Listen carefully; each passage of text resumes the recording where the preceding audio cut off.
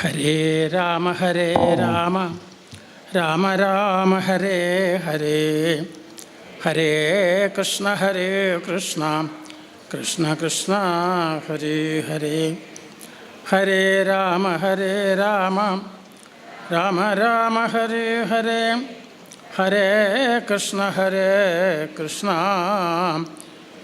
കൃഷ്ണ ഹരേ ഹരേ. ഹരേ രാമ രാമ രാമ ഹരേ ഹരേ, ഹരേ കൃഷ്ണ കൃഷ്ണ കൃഷ്ണ ഹരേ ഹരേ. ഹരേ രാമ രാമ രാമ ഹരേ ഹരേ, ഹരേ കൃഷ്ണ കൃഷ്ണ കൃഷ്ണ ഹരേ ഹരേ. ഓം യോ ബ്രഹ്മാണം വിദധാതി പൂർവം യോ വൈ വേദാംശ്ച പ്രഹിണോതി തസ്മൈ തം ഹദേവമാത്മബുദ്ധിപ്രകാശം മുമുക്ഷുർവൈ ശരണമഹം പ്രപദ്യേ. സച്ചിദാനന്ദരൂപായ കൃഷ്ണായ ക്ലിഷ്ടകർമ്മണേ നമോ വേദാന്തവേദ്യായ ഗുരവേ ബുദ്ധിസാക്ഷിണേ. ഹസ്തിമസ്തകമസ്തോകം വസ്തു സ്വസ്തികൃതസ്തു ന യത്തു പ്രത്യൂഹ വിധ്വസ്തിം വിധത്തെ വസ്തുതസ്തുതം. കൃഷ്ണായ വാസുദേവായ ഹരയേ പരമാത്മനേ പ്രണതക്ലേശനാശായ ഗോവിന്ദായ നമോ നമഃ. സർവത്ര ഗോവിന്ദനാമസങ്കീർത്തനം, ഗോവിന്ദ ഗോവിന്ദ.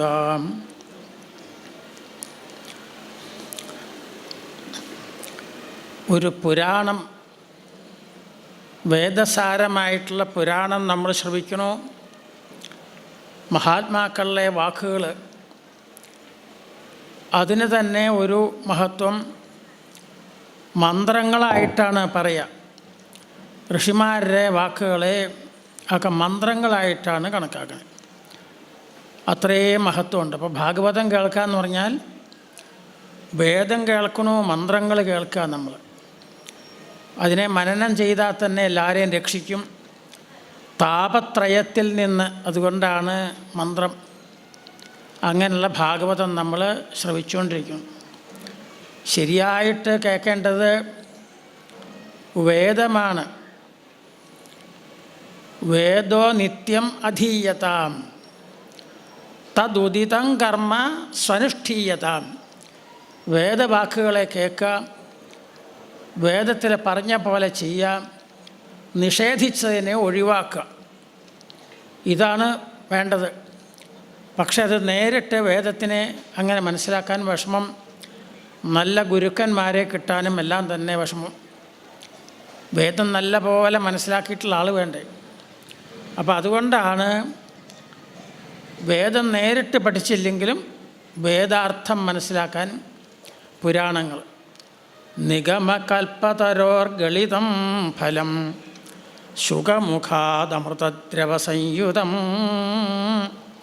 പിബത ഭാഗവതം രസമാലയം മുഹുരഹോ രസികാ ഭുവി ഭാവുകാഃ. ഒരു വൃക്ഷത്തിൻ്റെ ഒരു മാവാണെങ്കിൽ അതിൻ്റെ യഥാർത്ഥ രസം എങ്ങനെ മനസ്സിലാക്കാം? അതിൻ്റെ ഇലയിലോ തൊലിയിലോ തടിയിലോ ഒന്നുമില്ല. അതുമ്മ തന്നെ മാങ്ങ ഉണ്ടായി, അതുമ്മ തന്നെ നിന്നത് മൂത്ത് പഴുത്ത് കിട്ടണം. നല്ല പോലെ പഴുത്തത് കിട്ടിയാൽ മാവിൻ്റെ രസം അനുഭവിക്കാം. വേദങ്ങൾ കൽപ്പവൃക്ഷമാണെങ്കിൽ അതിൻ്റെ മൂത്ത് പഴുത്ത് ഉള്ള പഴുത്തു എന്ന് ആര് പറഞ്ഞു തന്നു? നമുക്കൊക്കെ ചില പഴങ്ങൾ കണ്ടാൽ അത് മൂത്ത് പഴുത്താന്നൊക്കെ തോന്നും. ഒന്നും ഉണ്ടാവില്ല, അത് വെയിൽ കൊണ്ട് വാടി നിൽക്കുന്നതാവും. പക്ഷേ പക്ഷികൾക്ക് ആ തെറ്റ് പറ്റില്ല. ഒരു പക്ഷി അത് കൊത്താൻ പോകുന്നുണ്ടെങ്കിൽ അത് ശരിയായിട്ടുള്ള പഴം തന്നെയാവും. അതാണ് ശുകമുഖത്തുനിന്ന് കിട്ടിയതെന്നാണ്. വ്യാസപുത്രനായിട്ടുള്ള ശുകനാണ് അത് പാടുന്നത്. അതുകൊണ്ട് തന്നെ മനസ്സിലാക്കാം അതിലെല്ലാമുണ്ട് കൽപ്പവൃക്ഷത്തിൻ്റെ മൂത്ത് പഴുത്ത പഴമാണെന്ന് അതുകൊണ്ട് നോക്കാം. ഒരു പഴമാവുമ്പോൾ അതിൽ ചില ഉപേക്ഷിക്കേണ്ട ഭാഗം ഉണ്ടാവും. ഒരു കുരു കളയേണ്ടതുണ്ടാവും, അതിൻ്റെ തൊലി കളയേണ്ടതുണ്ടാവും, പലതരത്തിലാണ്. എന്നാൽ ഈ പഴം അങ്ങനെയല്ല, ഇതിലൊന്നും ഉപേക്ഷിക്കേണ്ടതായിട്ടില്ല എന്ന്. വേദത്തിൽ പലതും, വേദവാക്യങ്ങളിൽ പോലും പലതും ഉപേക്ഷിക്കേണ്ടതായിട്ടുണ്ട്. കാരണം എന്താ? അതിനെല്ലാം മുഖ്യ അർത്ഥം. അത് ആളുകളെ അതിലേക്ക് താല്പര്യം ഉണ്ടാക്കാൻ വേണ്ടി അർത്ഥവാദമായിട്ട് പറയുന്നു. ത്രേധ അർത്ഥവാദഗതയ, 3 തരത്തിലുള്ള അർത്ഥവാദങ്ങൾ. അപ്പോൾ അതൊക്കെ വേദത്തിൽ കാണാം. ഇതൊക്കെ ആൾക്ക് വേണ്ട പോലെ മനസ്സിലാവില്ല. അർത്ഥവാദമൊക്കെ ഉപേക്ഷിക്കണം. താല്പര്യം ഉണ്ടാക്കാൻ വേണ്ടി മാത്രം പറഞ്ഞതാണ്. അർത്ഥവാദം കേൾക്കാതെ തന്നെ കാര്യം പറഞ്ഞാൽ അതിൽ താല്പര്യമുണ്ടാവുമെങ്കിൽ അർത്ഥവാദത്തിൻ്റെ ആവശ്യമില്ല. അതില്ലാത്ത ആളുണ്ട്. എന്ത് കേട്ടാലും പ്രയോജനമനുദ്ദിശ്യ ന മന്ദോപി പ്രവർത്തതേ. എന്ത് ചെയ്യാൻ പറഞ്ഞാൽ എന്ത് പറഞ്ഞാലും അതുകൊണ്ട് എന്ത് പ്രയോജനം എന്ന് ചോദിക്കും, എന്ത് ഫലം കിട്ടുമെന്ന് ചോദിക്കും ആളുകൾ. എല്ലാവരും അങ്ങനെയാണ്. 99% അവർക്ക് എന്താ ഫലം എന്ന് പറയേണ്ടി വരും. അതാണ് ഫലശ്രുതി. അതുപോലെ വേദത്തിലുള്ള ഫലശ്രുതിക്ക് അർത്ഥവാദം എന്ന് പേര്. അത് പറഞ്ഞാലേ ആളുകൾ ചെയ്യുള്ളൂ. അപ്പോൾ അവർക്ക് വേണ്ടിയിട്ട് സ്വർഗാദികളും ഇന്ദ്രനും കൽപ്പവൃക്ഷവും ക്ഷുദ്രന്തം ശക്രവാടി ദ്രുമമഭിലഷതി വ്യർത്ഥം അർത്ഥിവ്രജോയം. സാക്ഷാ ഭഗവാനെ കിട്ടിയിട്ടും സ്വർഗാദികളൊക്കെ ചോദിക്കണു. അതിനു വേണ്ടി ആൾക്കാർ ക്ഷുദ്രന്തം ശക്രവാടി ദ്രുമം, ലൗകികമായിട്ടുള്ള എന്തെങ്കിലും സ്വർഗത്തിലുള്ള അങ്ങനെയുള്ള സുഖമൊക്കെ ലൗകികമൊക്കെ തരാനായിട്ട് കൽപ്പവൃക്ഷങ്ങൾക്ക് കഴിവുണ്ട്. പക്ഷേ വൈകുണ്ഠം യോഗി ദുർലഭം. ഗുരുവിൻ്റെ അനുഗ്രഹം ഉണ്ടെങ്കിൽ വൈകുണ്ഠം തന്നെ ലഭിക്കും. യാതൊരു ആധ്യാത്മിക, ആദിദൈവിക, ആദിഭൗതികം ആയിട്ടുള്ള ദുഃഖങ്ങളൊന്നുമില്ലാത്ത മനസ്സിൻ്റെ പരമശാന്തമായ ഒരവസ്ഥ. അതാണ് മോക്ഷം എന്നൊക്കെ പറഞ്ഞ. മോക്ഷോ നിർവിഷയം മനഃ. മോക്ഷം എന്നുള്ളതിന് കുറേ അർത്ഥം പറയാം. പക്ഷെ അതിന് ചുരുക്കിയിട്ടും പറയാം. ഏതൊരു കാര്യവും വളരെ വിസ്തരിച്ച് പരത്തി പറയാം, ചുരുക്കിയും പറയാം. ചുരുക്കി പറഞ്ഞാൽ എന്താ മെച്ചം? പെട്ടെന്ന് നമുക്കത് ഉള്ളിൽ ഓർമ്മ വയ്ക്കാൻ പറ്റും. കുറേ അധികം പറഞ്ഞിട്ടുണ്ടെങ്കിൽ എന്തൊക്കെയാണ് പറഞ്ഞ് ഒന്നും ആൾക്കും ഓർമ്മയുണ്ടാവില്ല. കേൾക്കണതിന് മുമ്പ് എങ്ങനെയായിരുന്ന അവസ്ഥ അതേപോലെ ആവും കേട്ട് കഴിഞ്ഞാലും. കാരണം എല്ലാം ചോർന്നു പോയി. ഒരു വാക്യം പറഞ്ഞാൽ അത് ചിന്തിച്ചിട്ട് വേണ്ടേ പിന്നത്തെ വാക്യം. അപ്പോൾ അതില്ലാത്ത കാരണം എല്ലാം പോകും. അതുകൊണ്ട് ചുരുക്കി പറയാൻ, ചിലത് വിസ്തരിച്ച് പറയണം. അതുകൊണ്ട് ഇവിടെ പറയാണ് എന്താ മോക്ഷം? മോക്ഷോ നിർവിഷയം മനഃ. ഇപ്പം എന്തെല്ലാം സൂക്ഷിപ്പുകളാണ് മനസ്സിലുള്ളത്, എന്തെല്ലാമോ ഉണ്ട്. അതൊക്കെ ഒന്നും ആവശ്യമുള്ളതല്ല. അധികവും എന്തെല്ലാം മനസ്സിലിരിക്കുന്നുണ്ടോ അത് മുഴുവൻ നമുക്ക് ആവശ്യമുള്ളതൊന്നുമല്ല. മുഴുവനല്ല, വളരെ കുറച്ചേ നമുക്ക് ആവശ്യമുള്ളതുണ്ടാവുള്ളൂ. വല്ല മന്ത്രമൊക്കെ പഠിച്ചിട്ടുണ്ടെങ്കിൽ അത്, സഹസ്രനാമോ അങ്ങനെയൊക്കെ അറിയുന്നുണ്ടെങ്കിൽ അത്, ഇതൊക്കെയാണ് സൂക്ഷിച്ചു വയ്ക്കേണ്ടത്. ഇങ്ങനെ വല്ലതും 2, 3, 4 ഉണ്ടെങ്കിൽ അത് കഴിച്ച് ബാക്കിയെല്ലാം ഇനി ഒന്നും പറഞ്ഞാൽ ഉള്ളിലേക്ക് കയറില്ല, നിറഞ്ഞിരിക്കുക. വേണ്ടാത്ത സൂക്ഷിച്ചു വച്ചു. അങ്ങനെ ഇരിക്കണം മനസ്സ്. അപ്പോൾ പറയാണ് മോക്ഷോ നിർവിഷയം മനഃ. മനസ്സിൽ പല വിചാരങ്ങളും കണ്ടതും കേട്ടതും ഒക്കെ സൂക്ഷിച്ചു വെച്ചിട്ടുണ്ടല്ലോ, അതൊക്കെ അങ്ങോട്ട് ഇല്ലാതാവുക. അതിനെയൊക്കെ അങ്ങോട്ട് കളയുക. അതിനെയാണ് മോക്ഷം. മോക്ഷോ നിർവിഷയം മനഃ. മനസ്സിന് ശാന്തത ഇല്ലാതാവുന്നത് എന്തുകൊണ്ട്? ഇങ്ങനെ ആവശ്യമില്ലാത്ത എന്തെല്ലാമോ ഉള്ളിൽ കൊണ്ടുവച്ച് പിന്നൊന്നും വയ്ക്കാൻ സ്ഥലമില്ല എന്ന് മാത്രമല്ല, ഈ കൊണ്ടുവച്ചതെല്ലാം തന്നെ ഇവിടെ കൂടിയിരുന്ന് വലിയ ശല്യം ഉണ്ടാക്കുന്നതാണ്. നമുക്ക് അത്യന്തം മനസ്സിന് ദുഃഖം ഉണ്ടാക്കുന്ന, വിഷമം ഉണ്ടാക്കുന്നതാണ് ഈ കൊണ്ടുവച്ചേക്കുന്നതൊക്കെ. കണ്ടതും കേട്ടതൊക്കെ കൊണ്ടുവച്ചു. അതിനെ അങ്ങോട്ട് കളയലാണ് മോക്ഷം. അത് കളഞ്ഞു കഴിഞ്ഞാൽ, വേണ്ടാത്തൊക്കെ എടുത്ത് കളഞ്ഞു കഴിഞ്ഞാൽ നല്ല സന്തോഷമായി മനസ്സിനെന്നാണ്. ഈ മനസ്സിന് ഒരു ഏകാഗ്രത ഇതുപോലെ കിട്ടലാണ് മോക്ഷം. അത് ഭഗവത് കഥാശ്രവണാദികളെ കൊണ്ടുണ്ടാവുന്ന എന്ന് പറഞ്ഞു. അങ്ങനെയൊക്കെയുള്ളതാണ് ഭാഗവതമാകുന്ന ശാസ്ത്രത്തിൽ പറഞ്ഞത്. ശാസ്ത്രം എന്ന് പറഞ്ഞാൽ വിധി നിഷേധം, ഇന്നതൊക്കെ ചെയ്യൂ, ഇന്നതൊന്നും ചെയ്യരുത്. ഇതാണ് വേദവാക്യങ്ങൾ. വേദവാക്യം പ്രഭുവിൻ്റെ വാക്യം പോലെയെന്നാണ്, രാജകൽപ്പന പോലെയാണ്. അവർ വേറെ ഉദാഹരണമൊന്നും പറയില്ല, കാര്യമുള്ളതാണ് പറയുന്നത്, ചെയ്യണം ചെയ്യരുത്. അത് കേൾക്കാൻ വലിയ രസം ഉണ്ടാവില്ല. അപ്പോൾ അതിനെ ഒന്ന് ലളിതമാക്കി സുഹൃത്ത് പറഞ്ഞു തരുന്ന പോലെയാക്കി. അതാണ് പുരാണങ്ങളൊക്കെ സുഹൃത്ത് സംഹിതങ്ങൾ.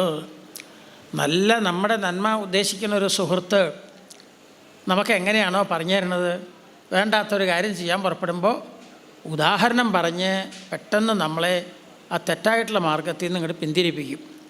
നല്ല സുഹൃത്ത് പറഞ്ഞു തരും, കേൾക്കാൻ നല്ല രസമുണ്ടാവും സുഹൃത്തിൻ്റെ വാക്കിന്. അതുകൊണ്ട് സുഹൃത്ത് സംഹിതങ്ങൾ സുഹൃത്തിൻ്റെ വാക്കുകൾ പോലെ കണ്ടോളൂ. ശരിയായിട്ടുള്ള സുഹൃത്താണെങ്കിൽ എപ്പോഴും നമ്മുടെ കൂടെ ഉണ്ടാവും.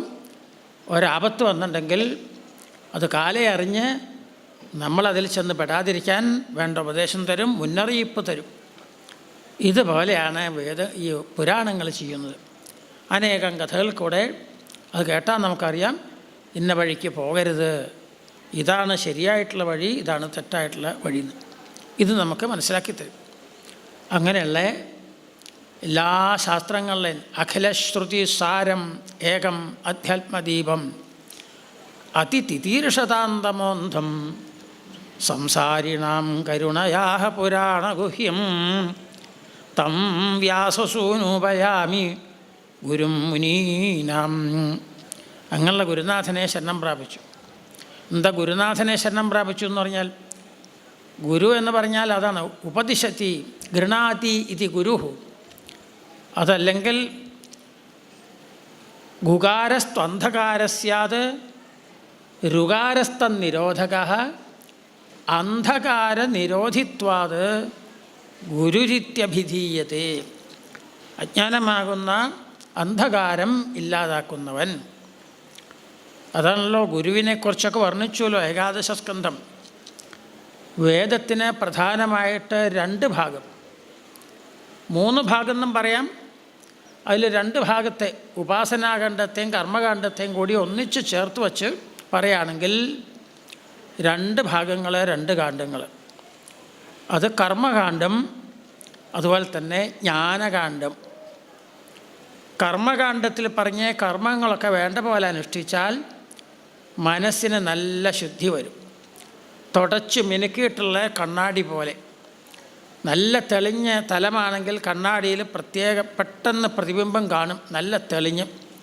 ബിംബം എങ്ങനെയോ അതേപോലെ കാണും പ്രതിബിംബം. അതിനെന്തെങ്കിലും ഒരു മാലിന്യം വന്ന് പെട്ടാലോ പ്രതിബിംബത്തിനും വൈകൃതം വരും. ബിംബം പോലെ ആവില്ല, വികൃതമായിട്ട് കാണും. അതുപോലെ ചിത്തശുദ്ധിക്ക് വേണ്ടിയിട്ടാണ് ഈശ്വര സമർപ്പണത്തോടുകൂടി ഇന്ന കർമ്മങ്ങൾ ചെയ്യൂ. വല്ല വിഷമമുണ്ടോ എന്തെങ്കിലും ചെയ്ത് കഴിയുമ്പോൾ ഭഗവാനെ ഒന്ന് ഓർക്കാൻ, എന്തെങ്കിലും ഒന്ന് ചെയ്യാൻ കഴിഞ്ഞത് ഭഗവാന്റെ അനുഗ്രഹം. യൽക്കിഞ്ചിൽ പൗരുഷം പുംസാം മേനേ കൃഷ്ണാനുകമ്പിതം എന്ന് സന്താനഗോപാലത്തിൻ്റെ അവസാനം പഠിച്ചു.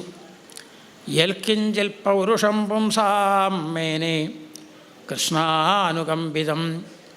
എന്തെങ്കിലും ഒന്ന് ചെയ്യാൻ കഴിഞ്ഞാൽ ഇത് സർവാന്തര്യാമിയായിട്ടുള്ള ഭഗവാന്റെ ഒരു അനുഗ്രഹം എന്നങ്ങോട്ട് വിചാരിക്കാൻ എന്തൊരു നഷ്ടമുള്ളേ. യാതൊരു മനസ്സുകൊണ്ടൊരു ചിന്തിക്കലേ വേണ്ടു. ഓരോ കർമ്മം ചെയ്തു കഴിഞ്ഞാൽ നാരായണായേതി സമർപ്പയാമി അങ്ങനെ ധ്യാനിച്ചു കഴിഞ്ഞാൽ അതൊക്കെ ഭാഗവതധർമ്മമായിട്ട് മാറി. ഇതിന് വേണ്ടിയിട്ടാണ് ആ കർമ്മം ചെയ്യൂ, ഇങ്ങനെ കർമ്മം ചെയ്യൂ, 100 കർമ്മങ്ങൾ പറയും. അങ്ങനെ വേണ്ട പോലെ ചെയ്താൽ കർമ്മത്തിലുള്ള ആസക്തി, രജോഗുണം കൊണ്ടൊക്കെയാണ് കർമ്മത്തിൽ ആസക്തി വരുന്നത്, അതൊക്കെ ഇല്ലാതായും ശുദ്ധസത്വമാകും. അങ്ങനെ മനസ്സ് തെളിഞ്ഞാലോ പിന്നെ വിഷയത്തിലേക്കുള്ള അതിൻ്റെ ഓട്ടമില്ല. വിഷയങ്ങളിലേക്കൊന്നും പിന്നെ അത് പോവില്ല, ഉള്ളിലേക്ക് നോക്കാൻ തുടങ്ങും. അന്തർമുഖ സമാരാധ്യ എന്നാണ്, ബഹിർമുഖ സുദുർലഭ. പുറമേ പോയാൽ ഈ വിഷയങ്ങൾ കാണാമെന്നല്ലാതെ ഇത് ഭഗവാന്റെ രൂപമായിട്ട് മനസ്സിലാക്കി ശരിയായിട്ടുള്ള അന്തർദൃഷ്ടിയൊന്നും ആർക്കും ഉണ്ടാവില്ല. അതുകൊണ്ടാണ് അതൊക്കെ വളരെ വിഷമം. അതുകൊണ്ട് കർമ്മവാസനകൾ ഇല്ലാതാക്കി ഭഗവാനിൽ സമർപ്പിച്ചുകൊണ്ട് ചെയ്യാത്രേ ഉള്ളൂ. അപ്പോൾ ഭാഗവധർമ്മമായി. ഒന്നും ചെയ്യാതെ ആരും ഇരിക്കുന്നില്ല. ഒരു ജാതു തിഷ്ഠത്യകർമ്മകൃത്. ഒന്നും ചെയ്യാതെ ആർക്കും ഇരിക്കാൻ പറ്റില്ല. ഇരിക്കുക എന്ന് പറഞ്ഞാൽ അതൊരു ക്രിയ. അപ്പോൾ എന്തെങ്കിലും ഉണ്ടാവും, മനസ്സുകൊണ്ടോ ശരീരം കൊണ്ടോ. അപ്പോൾ അതൊക്കെ അങ്ങനെയുള്ള വാസനകൾ ഇല്ലാതാവും. നമുക്ക് ഏത് രൂപം ധ്യാനിക്കണോ അതൊക്കെ ചെയ്യാറാവും. അങ്ങനെ ഒരവസ്ഥയിലേക്ക് എന്ന് മാത്രമല്ല, അങ്ങനെ ചിന്തിച്ച് കുറേ കഴിയുമ്പോൾ നമ്മളും വേറെ ഒന്നും ധ്യാനിക്കുന്നതും ധ്യാനിക്കുന്ന ആളും ധ്യേയമൊന്നും വേറെ ഇല്ലാണ്ടാവും. ആകെ ഏകം ഏവ അദ്വിതീയം എന്നൊക്കെ വേദത്തിൽ പറഞ്ഞു തരുന്നേ, വേദാന്തത്തിൽ പറഞ്ഞു തരുന്ന ഒരവസ്ഥയിലേക്ക് മനുഷ്യന് എത്താനായിട്ട് പറ്റും എന്നാണ്. ഇതിനു വേണ്ടിയിട്ടാണ് കർമ്മം. അതിൻ്റെ കൂടെ തന്നെ ഉപാസനകളും വരും, കൂട്ടിച്ചേർത്തു. പിന്നെ ഉള്ളതാണ് ജ്ഞാനകാന്ഡം. ജ്ഞാനം, ശരിയായിട്ടുള്ള തത്വം എന്തെന്ന് നമുക്ക് പറഞ്ഞു തരും. 2 ഭാഗവതമാണ് പ്രസിദ്ധമായിട്ടുള്ളത്. 2 ഭാഗവതമേ ഉള്ളൂ. മറ്റൊക്കെ പുരാണങ്ങൾ, ഉപപുരാണങ്ങൾ, ഇങ്ങനെയുള്ള ഗ്രന്ഥങ്ങളാണ്. ഭാഗവതം 2 എണ്ണം. ആ 2 ഉണ്ടെങ്കിൽ പൂർണ്ണമായി.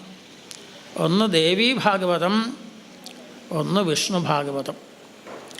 ഭഗവതിയെ സംബന്ധിക്കുന്ന ഗ്രന്ഥവും ഭാഗവതമാണ്, ഭഗവാനെ സംബന്ധിക്കുന്ന ഗ്രന്ഥവും ഭാഗവതം. ഭഗവതിയെ സംബന്ധിക്കുന്നത്, ഭഗവാനെ സംബന്ധിക്കുന്നത്, രണ്ടും ഭാഗവതം. അതിൽ ദേവീ ഭാഗവതം, അതിൽ കർമ്മകാണ്ഡത്തിൻ്റെ മഹിമ വർണ്ണിക്കല അധികവും. കർമ്മം ഉപാസനകളും ഇതാണ് ദേവീ ഭാഗവത്തിൽ. പല തരത്തിലുള്ള പൂജാവിധികളും അനേകം കവചങ്ങൾ, സ്തോത്രങ്ങൾ, അനേകം ധ്യാനങ്ങൾ, ഇതെല്ലാം വർണ്ണിക്കും. ഇതൊക്കെ കർമ്മകാണ്ഡ വിഷയമായിട്ട് ഉള്ളത് മുഴുവൻ ദേവീ ഭാഗവത്തിൽ. അതിലും ഏകാദശ സ്കന്ധത്തിന് ഇതുപോലെ തന്നെ 12 സ്കന്ധങ്ങളാണ്. ഇതിൽ 335 അധ്യായങ്ങളാണെങ്കിൽ അതിൽ 318 അധ്യായങ്ങൾ ഇത്രയുള്ളൂ. ശ്ലോകസംഖ്യ കൂടുകയും ചെയ്യും. അതിൽ ഏകാദശ സ്കന്ധത്തിൽ 24 അധ്യായങ്ങൾ. ഇവിടെ 31 ആണെങ്കിൽ അവിടെ 24. ആ 24 അധ്യായങ്ങളിലും ആചാരങ്ങൾ, എങ്ങനെ മനുഷ്യൻ ജീവിക്കണം, എന്തൊക്കെ ചെയ്യണം, കർമ്മകാണ്ഡത്തിൽ എന്തൊക്കെ പറഞ്ഞിരിക്കുന്നു. ഒരു മനുഷ്യൻ പ്രഭാതത്തിൽ ഉണർന്ന് എഴുന്നേൽക്കുമ്പോൾ മുതൽ രാത്രി കിടക്കുന്ന ഒരു യാമം കഴിഞ്ഞ്, സൂര്യാസ്തമയം കഴിഞ്ഞ് ഒരു യാമം കഴിഞ്ഞ് കിടക്കുന്ന വരെയുള്ള കാര്യം എങ്ങനെ വേണം, എങ്ങനെ ജീവിക്കണം, എങ്ങനെ ആയാലാണ് മനഃശാന്തി കിട്ടുക. അപ്പോൾ ദേഹശുദ്ധി വരുത്തേണ്ടത്, ഭസ്മം ധരിക്കേണ്ടത്, രുദ്രാക്ഷാദി മാലകൾ ധരിക്കേണ്ടത്, അതൊക്കെ എങ്ങനെ വേണം എന്നുള്ളതും സന്ധ്യാവന്ദനാദികൾ, ഇതെല്ലാം വർണ്ണിക്കലാണ്. കർമ്മകാണ്ഡ വിഷയമാണ് ഏകാദശസ്കന്ധം ദേവീ ഭാഗവത്തിൽ. ഈ വിഷ്ണു ഭാഗവതമാകുന്ന ശാസ്ത്രത്തിൽ ജ്ഞാനകാണ്ഡത്തിൻ്റെ ഭാഗം. അപ്പോൾ രണ്ടും കൂടിയാലേ ഉള്ള, കർമ്മകാണ്ഡം വേണം, ജ്ഞാനകാണ്ഡവും വേണം. കർമ്മകാണ്ഡത്തെ വേണ്ട പോലെ ആചരിച്ചാലേ ജ്ഞാനം പ്രകാശിക്കുള്ളൂ. അതിനു വേണ്ടി ജ്ഞാനകാണ്ഡം. അപ്പോൾ രണ്ടിനും പ്രത്യേകതയുണ്ട്. കർമ്മകാണ്ഡത്തിനെ വർണ്ണിക്കുന്ന ദേവീ ഭാഗവതത്തിലെ ഏകാദശസ്കന്ധം ആചാരങ്ങൾ എങ്ങനെയൊക്കെ എന്ന് പറഞ്ഞു തരുന്നു. ഇവിടെ ജ്ഞാനകാണ്ഡത്തെ പറഞ്ഞ് തരുന്നതാവുക കാരണം ആ വിഷയങ്ങളാണ്, ജ്ഞാനോപദേശങ്ങളാണ് ഏകാദശസ്കന്ധത്തിൽ മുഴുവൻ. അപ്പോഴാണ് നവയോഗിമാരുടെ ഉപദേശമൊക്കെ നമ്മൾ കേട്ട്. പഞ്ചമസ്കന്ധത്തിൽ വർണ്ണിക്കുമ്പോൾ 9 ആൾക്കാരുടെ പേര് പറഞ്ഞിട്ട് പറഞ്ഞു, ഇവരുടെ ഉപദേശങ്ങളൊക്കെ ഏകാദശ സ്കന്ധത്തിൽ കൽപ്പിക്കാം. വസുദേവ നാരദ സംവാദം ഉപശമായനം ഉപരിഷ്ടാദ് വക്ഷ്യാമഹ എന്ന് പ്രതിജ്ഞ ചെയ്തു 5-ാം സ്കന്ധത്തിൽ. വസുദേവ നാരദ സംവാദ രൂപത്തിൽ പറഞ്ഞുതരാം ഈ നവയോഗികളുടെ ഉപദേശം. അത് ജ്ഞാനകാണ്ഡ പ്രധാനമാണ്. അതുകൊണ്ട് ജ്ഞാനകാണ്ഡത്തെ സംഗ്രഹിക്കുമ്പോൾ ഏകാദശത്തിൽ പറയാമെന്ന് പറഞ്ഞു. അപ്പം അങ്ങനെ ജ്ഞാനത്തെക്കുറിച്ചാണ് ഇതിൽ മുഴുവൻ 31 അധ്യായങ്ങളിലായിട്ട് വർണ്ണിക്കുന്നത്. ദശമസ്കന്ധം അവസാനത്തിൽ പറഞ്ഞു, വലിയ വലിയ സാധനകൾ അനുഷ്ഠിച്ച് എത്രയോ കാലം തപസ് ചെയ്ത് എവിടെ ഒരു സ്ഥാനത്താണോ എത്തിച്ചേരുന്നത്, അത് നിങ്ങൾക്ക് ശ്രവണ കീർത്തന ചിന്തയൈതി, ഭഗവാൻ ആടിയിട്ടുള്ള ഈ ലീലകൾ അത് കേട്ടിട്ടുണ്ടെങ്കിൽ മനുഷ്യന് തന്നെത്താൻ അവിടെ എത്തിക്കൊള്ളുന്ന. ഒഴുകുന്ന നദിയുടെ പിന്നാലെ പോയാൽ തന്നെത്താൻ അത് സമുദ്രത്തിലെത്തും, വഴിതെറ്റിപ്പോവില്ല. നദീമുഖേന ഇവ സമുദ്രമാവിശത്, വഴിതെറ്റിപ്പോകില്ല. അത് സമുദ്രത്തിനെ ലക്ഷ്യം വെച്ചുകൊണ്ടാണ് അതിൻ്റെ ഒഴുക്ക്, അതവിടെ എത്തിച്ചേരും. അതുപോലെ ഈ അത്ഭുത ലീലകൾ, ഈ കഥകൾ കേട്ടാൽ മനുഷ്യന് വിവേകം ഉണ്ടാവും. ഓരോ സന്ദർഭത്തിലും ഭഗവാൻ പറയണു, നാനവാപ്തമവാപ്തവ്യം തൃഷു ലോകേഷു കിഞ്ചന. അർജുനനെ ഉപദേശിക്കുമ്പോൾ പറയാം, എനിക്കൊന്നും നേടാനായിട്ടില്ല, എല്ലാം എനിക്ക് സ്വാധീനമാണ്. ഞാൻ തന്നെ സൃഷ്ടിച്ചു, ഞാൻ തന്നെ പാലിക്കണോ, ഞാൻ തന്നെ സംഭരിക്കണം. അപ്പോൾ എനിക്കൊന്ന് കിട്ടാൻ വയ്യാത്തൊരു സാധനമുണ്ടോ ലോകത്തിൽ? ഈ പ്രപഞ്ചം മുഴുവൻ എൻ്റെയാണ്. എങ്കിലും ഞാൻ എന്ത് ചെയ്യണു? സാധാരണക്കാരെ പോലെ ഇങ്ങനെ പ്രവർത്തിക്കണം. എന്തിനു വേണ്ടിയിട്ടാണ്? ഒന്നും ആവശ്യമില്ലാത്ത ആൾ പ്രവർത്തിക്കുമോ? ഒരാളെന്തെങ്കിലും പ്രവർത്തിക്കണമെങ്കിൽ അവരുടെ ഉള്ളിൽ ഒരു ഉദ്ദേശം ഉണ്ടാവും, ഇന്നത് നേടണം, ഇന്നത് വേണമെന്ന്. എന്തെങ്കിലും ആഗ്രഹമില്ലാതെ ആരും പ്രവർത്തിക്കില്ല. ഭഗവാൻ പറയാം, പിന്നെ എന്തിനാ ഞാൻ പ്രവർത്തിക്കണേ? ഞാൻ പ്രവർത്തിച്ചില്ലെങ്കിൽ ഈ യജ്ഞശീർഷണ്യാചരിതം തത്തതനുവർത്തതേ ലോകാഹ എന്നൊരു നിയമമുണ്ട്. മറ്റുള്ളവരെന്ത് ചെയ്യണോ അതിനെ മറ്റുള്ളവരിങ്ങനെ അനുകരിക്കും. അനുകരണശീലമുണ്ട് മനുഷ്യന്. ഓരോരുത്തരുടെ അവരുടെ സ്വഭാവമൊക്കെ, ഓരോരുത്തർക്ക് പ്രത്യേക സ്വഭാവം ഉണ്ടെങ്കിൽ അവരോട് കൂടി ചേർന്നാൽ നമ്മുടെ വാക്കിലും പ്രവൃത്തിയിലൊക്കെ അതിൻ്റെ ഒരു സ്വാധീനം കാണാം. അങ്ങനെ ഒരു സ്വഭാവം. അതുകൊണ്ട് എനിക്കൊന്നും ചെയ്യാനില്ല, എനിക്കൊന്നും നേടാനില്ല എന്നും പറഞ്ഞ് ഞാൻ ചെയ്യാതിരുന്നാലോ മറ്റുള്ളവരെന്ത് ചെയ്യും? ഇതാ കൃഷ്ണൻ പോലും ഒന്നും ചെയ്യണില്ല, അപ്പം ഞാനും ഒന്നും ചെയ്യണില്ല. ആലസന്മാരായിട്ട് തീരും. ആളുകളിൽ ആലസ്യമില്ലാതാക്കാൻ വേണ്ടി എപ്പോഴും ആലസ്യമാണ് വലിയ ശത്രു എന്നാണ്. ആലസ്യം ഹി മനുഷ്യാനാം ശരീരസ്ഥോ മഹാൻ രിപുഹു. ഏറ്റവും വലിയ ശത്രു ആരാന്ന് ചോദിച്ചാൽ ആലസ്യം. എന്നാൽ ഒരു 100 നാമം ജപിക്കുക, പിന്നെ ആവാൻ തോന്നും. അലസത കാരണം. വല്ല വിഷമമുണ്ടോ? എവിടെ ഇരുന്ന് എപ്പോഴും ചെയ്യാമെന്നുള്ളതാണ്. പക്ഷെ ചെയ്യില്ല. എന്നാൽ എന്തെങ്കിലും ഒന്ന് വായിക്കാം, അതും പിന്നെ ആവാം. ഒന്നും അപ്പം ചെയ്യില്ല. ആലസ്യം കാരണം ഉള്ളിലിരുന്ന്. ആലസ്യം ഹി മനുഷ്യാനാം ശരീരസ്ഥോ മഹാൻ രിപുഹു. ഈ ശരീരത്തിലിരിക്കുന്ന ഏറ്റവും വലിയ ശത്രുക്കൾ കാമക്രോധ ലോഭമോഹമത മാത്സര്യാദികളൊക്കെ ഉണ്ട്. അവരൊന്നും സാരില്ല എന്നാ. അവരെക്കാളും ശക്തി ഇതിനാ ആലസ്യം. ആലസ്യമില്ലാത്ത ആളുകളാണ് ഉയർന്ന പദവിയിലെത്തണം. നിരന്തരമായിട്ട് കർത്തവ്യത്തെക്കുറിച്ച് ചിന്തിച്ച് ചെയ്യുന്ന ആളുകൾ. അപ്പോൾ അതുകൊണ്ട് ജനങ്ങൾ അങ്ങനെ ആവാതിരിക്കാനും അവർക്ക് എന്തൊക്കെയാണ് ചെയ്യേണ്ടതെന്ന് ആചരിച്ച് കാണിച്ചു കൊടുക്കുക. ആചരതി ഇതി ആചാര്യ. ആചരിക്കുന്നവനാണ് ആചാര്യൻ. ഉപദേശിക്കാൻ എല്ലാവർക്കും പറ്റും, അതാചരിക്കാൻ വളരെ വിഷമം. ആചരിച്ചുകൊണ്ട് ഉപദേശിച്ചാലേ പ്രയോജനമുള്ളൂ എന്നാണ്. ആചരിക്കാത്ത ആളുകളുടെ ഉപദേശം അതിന് പ്രയോജനം ചെയ്യില്ല. മഹാത്മാക്കൾ പറ്റാത്ത കാര്യങ്ങൾ അവർ ഉപദേശിക്കില്ല. നിങ്ങളത് ചെയ്യൂ ഇത് ചെയ്യൂ എന്നൊന്നും അവർ പറയില്ല. ഉപദേശമില്ല അവർക്ക്. അവരുടെ ജീവിതം തന്നെ അതിൽ നിന്ന് മറ്റുള്ളവർക്ക് പഠിക്കാനുണ്ടാവുന്ന. ഭഗവാന്റെ അതാണ് കർമാണ്യകർത്തുഹു ഗ്രഹണായ പുംസാം. ഒന്നും ചെയ്യണ്ടാത്ത, കർത്തവ്യമായിട്ടൊന്നുമില്ലാത്ത ഭഗവാൻ എന്തിനു ചെയ്യണു? ആണ് ഗ്രഹണായ പുംസാം. മറ്റുള്ളവരൊക്കെ ഒരു മാതൃകയാവാൻ വേണ്ടി. രാമകൃഷ്ണന്മാർ സാന്ദീപിനി ഗുരുകുലത്തിലെ വിദ്യാഭ്യാസത്തിന് പോകുന്നു. ഭഗവാന്റെ വാക്കുകളാണ് വേദങ്ങൾ തന്നെ. ആ വേദങ്ങൾ തന്നെ സർവ അറിവിൻ്റെയും മൂലമായിട്ടുള്ള വേദങ്ങൾ. വേദങ്ങൾ എന്നുള്ള വാക്കിന് തന്നെ അറിവെന്നർത്ഥം. അത് തന്നെ ഭഗവാന്റെ വാക്കുകളാണെങ്കിൽ ഭഗവാൻ ഈ സാധാരണക്കാരുടെ കൂടെ അതുപോലെ കാണിച്ചുകൊണ്ട് ഗുരുകുലത്തിൽ പോയി താമസിച്ചവരൊന്ന് പഠിക്കേണ്ട ആവശ്യമുണ്ടോ എന്നാണെങ്കിൽ അതിനുത്തരമാണ് കർമാണ്യകർത്തുഹു ഗ്രഹണായ പുംസാം. ഉപദേശിച്ചിട്ട് കാര്യമില്ല. ഗുരുവിനെ മാനിക്കൂ, ഗുരു ശുശ്രൂഷ ചെയ്യൂ, അദ്ദേഹത്തിൻ്റെ വാക്യങ്ങൾ കേൾക്കൂ, ഈശ്വരനെ ഗുരുവിനെ പോലെ കാണൂ. ഗുരു സാക്ഷാൽ പരം ബ്രഹ്മ. തസ്മൈ ശ്രീ ഗുരവേ നമഃ. ഗുരുർബ്രഹ്മ ഗുരുർവിഷ്ണു ഗുരുർദേവോ മഹേശ്വരഃ ഗുരുസാക്ഷാൽ പരം ബ്രഹ്മ തസ്മൈ ശ്രീ ഗുരവേ നമഃ എന്നൊക്കെ പറഞ്ഞു കൊടുത്തിട്ടും കാര്യമില്ല. അപ്പം എന്ത് ചെയ്യണം? ചെയ്ത് കാണിച്ചു കൊടുക്കുക, ആചരിച്ച് കാണിച്ചു കൊടുക്കുക. 100 വട്ടം പറഞ്ഞിട്ടും മനസ്സിലാക്കാത്ത കാര്യം ഒരു പ്രാവശ്യം ചിലപ്പോൾ കണ്ടാൽ മനസ്സിലാവും. കുട്ടികളെ അക്ഷരങ്ങൾ പഠിപ്പിക്കുമ്പോൾ ഒരു ആദ്യത്തെ അക്ഷരം ആന്ന് തന്നെ എഴുതാൻ എത്ര പറഞ്ഞു കൊടുത്താലും കുട്ടികൾക്ക് അത് എഴുതാൻ പറ്റില്ല. എന്തൊക്കെ പറയാൻ തന്നെ വിഷമം. ആ എന്ന് എങ്ങനെ എഴുതുന്ന് പറയാൻ വളരെ വിഷമമാണ്. എന്നാലും ചില മുദ്രയൊക്കെ കാട്ടിക്കൊണ്ടേ പറയാൻ പറ്റുള്ളൂ. ഇങ്ങനെയൊക്കെ ആയാലും കുട്ടികൾക്ക് എഴുതാൻ പറ്റില്ല. അവർക്കൊന്ന് എഴുതി കാണിച്ചു കൊടുക്കുക. അത് നോക്കി അവർ നിമിഷം നേരം കൊണ്ട് പഠിക്കുക കഴിയത്. ഈ ഉപദേശവും ആചരണവും തമ്മിൽ അത്രയും ഭേദമുണ്ട്. ഭഗവാൻ അത് ആചരിച്ച് കാണിച്ചു കൊടുക്കുന്നതാണ്. സാന്ദീപനി എത്രയോ ശിഷ്യന്മാരെ പഠിപ്പിച്ചുകൊണ്ട് ജീവിക്കുന്ന ഒരാളാണ്, വലിയ ആചാര്യനാണ്. അപ്പോൾ അവർ അത്രയും വിദ്യാർത്ഥികൾ പഠിക്കണ്ടല്ലോ, അവർക്ക് ആ ശ്രദ്ധയും ഭക്തിയും ഒക്കെ ഒന്ന് കൂടണം.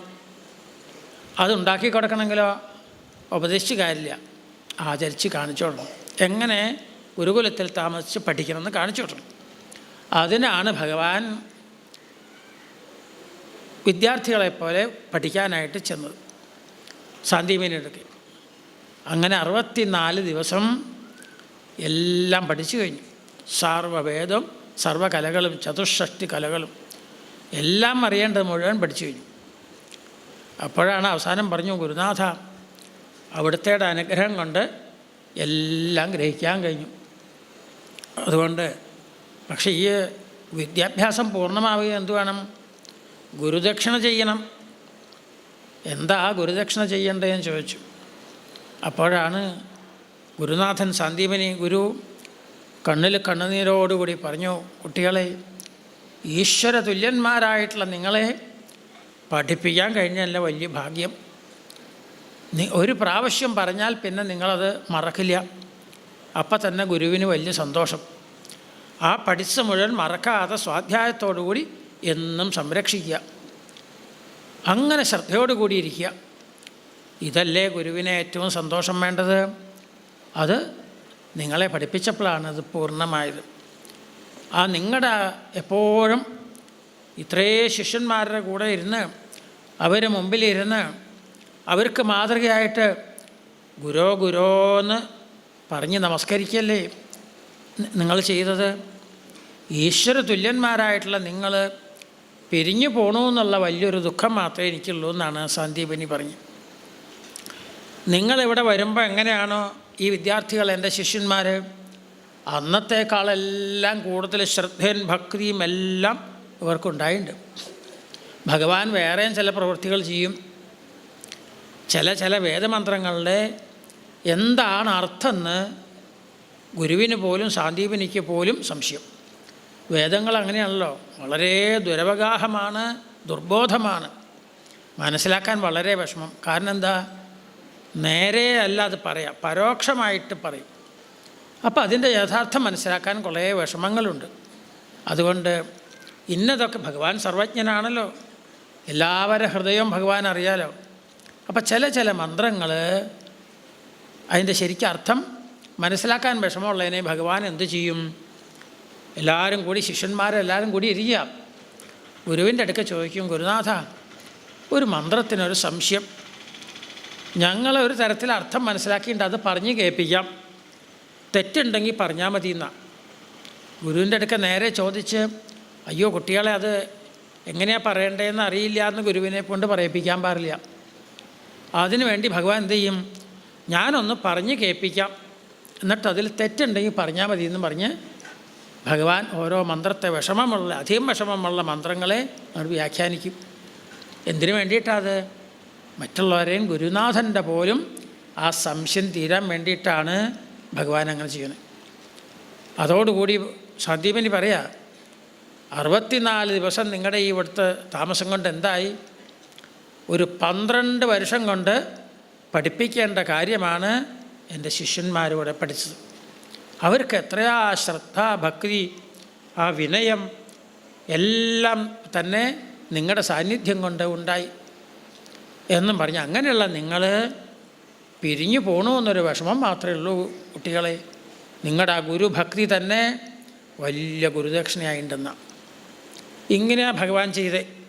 അതല്ലാണ്ട് ഈ ആൾക്കാരെ മുഴുവൻ വിളിച്ച് നിങ്ങൾ അങ്ങനെ ഗുരുവിൻ്റെ അടുക്ക പഠിക്കൂ, ഇങ്ങനെ ഗുരുവിൻ്റെ അടുക്ക പഠിക്കൂ, ഗുരുവിനെ അങ്ങനെ ശുശ്രൂഷിക്കും, ഗുരു ഈശ്വരനാണ് എന്നൊക്കെ ഇവരെ മുഴുവനും പറഞ്ഞ് മനസ്സിലാക്കാൻ പറ്റുമോ? ഇവർ ഓരോരോ ദേശത്തുനിന്ന് പഠിക്കാനായിട്ട് വന്ന ആളുകളാണ്. അപ്പോൾ അവരടുക്ക ചെന്ന് അവർക്കൊക്കെ മാതൃകയായിട്ട് കുറച്ച് ദിവസം ജീവിക്കണം. അങ്ങനെ ഭഗവാൻ ആചരിച്ചു കൊടുത്താണ് അവർക്കെല്ലാം ശ്രദ്ധാഭക്തി ഉണ്ടാക്കിയത്. അതാണ് കർമാണ്യകർത്തുഹു ഗ്രഹണായ പുംസാം. അത് ഭഗവാൻ കർമ്മമൊന്നുമില്ലാത്ത ഒന്നും പ്രവൃത്തി ഭഗവാൻ ആവശ്യമില്ലെങ്കിലും കർമ്മം ചെയ്തത് ലോകസംഗ്രഹം, അവരെ ഗ്രഹിപ്പിക്കാൻ വേണ്ടിയിട്ട്, അവർക്ക് ശരിയായിട്ടുള്ള വിവേകം ഉണ്ടാവാനാണ് ഭഗവാന്റെ ആ പ്രവൃത്തി മുഴുവൻ.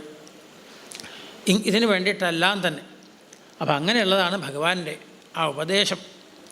ഭഗവാന്റെ ഉപദേശ വാക്കുകൾ മാത്രം നിറഞ്ഞിട്ടുള്ളത് ഏകാദശ സ്കന്ധം.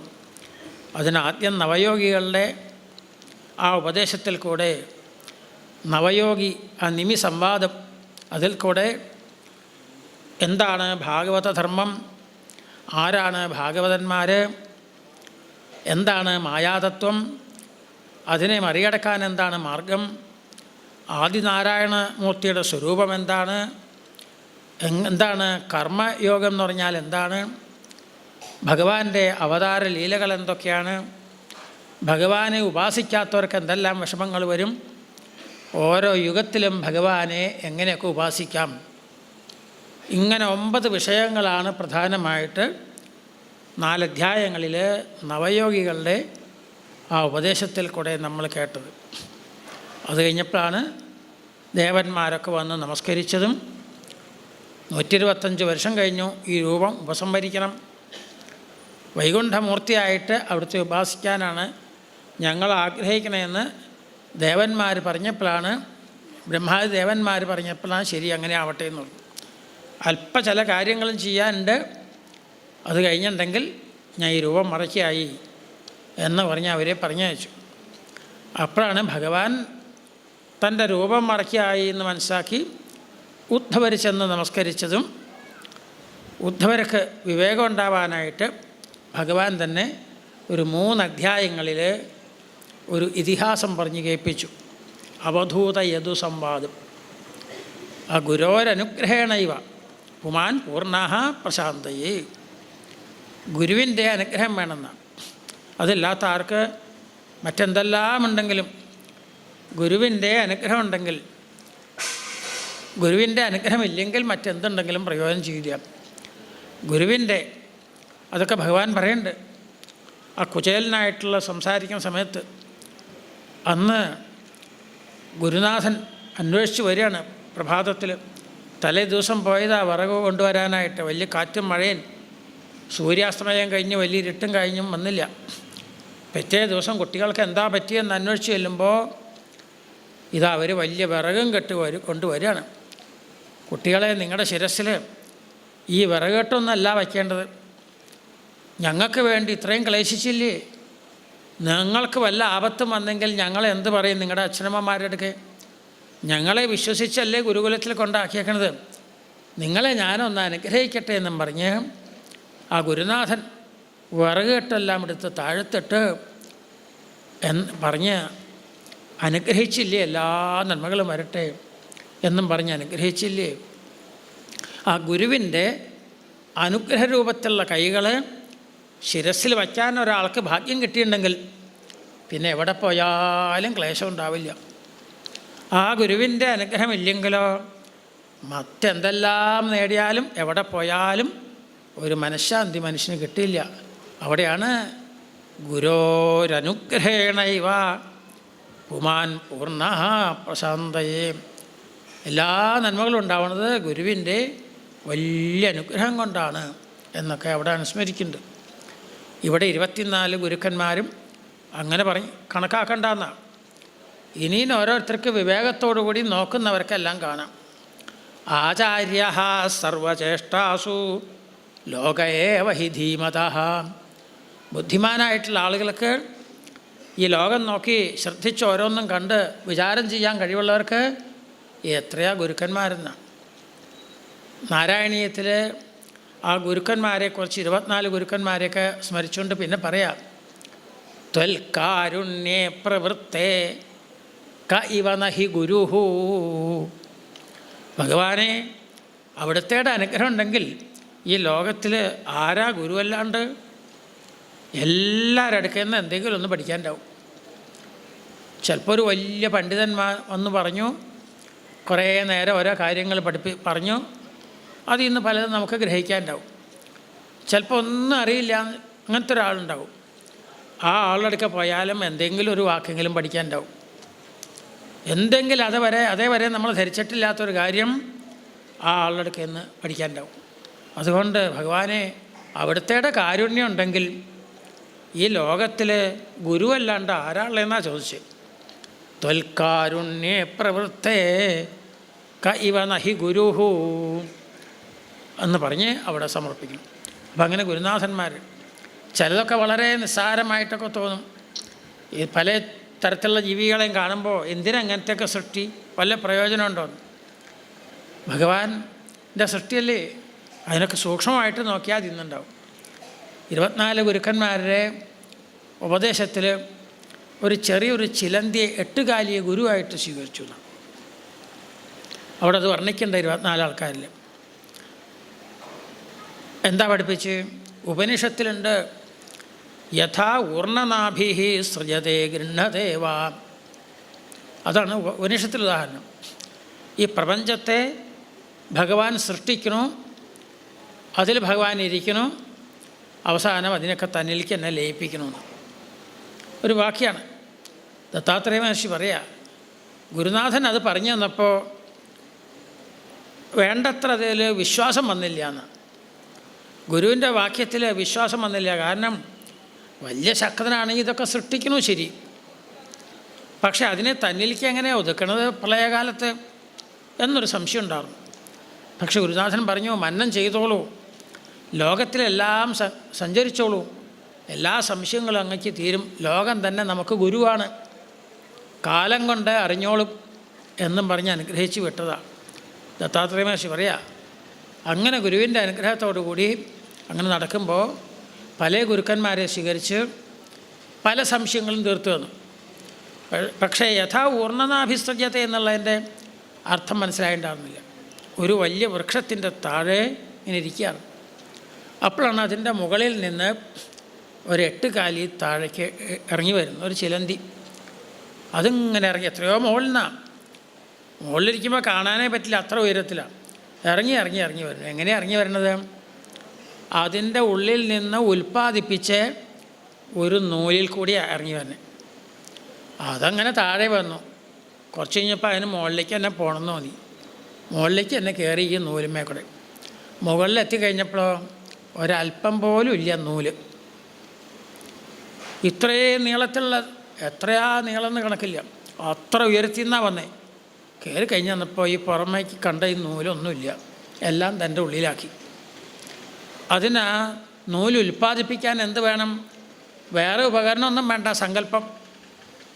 അത് സങ്കല്പിച്ചാൽ അത് ജീവിച്ചിരിക്കുന്നിടത്തോളം കാലം അതിൻ്റെ ഉള്ളിൽ നിന്ന് നൂല് ഉൽപ്പാദിപ്പിക്കാനും, എത്ര ഉൽപ്പാദിപ്പിച്ചാലും അതെല്ലാം തൻ്റെ ഉള്ളിലേക്കാക്കാനും ഈ ചെറിയൊരു ജീവിക്ക്, ഒരു കീടത്തിന് കഴിവുണ്ട്.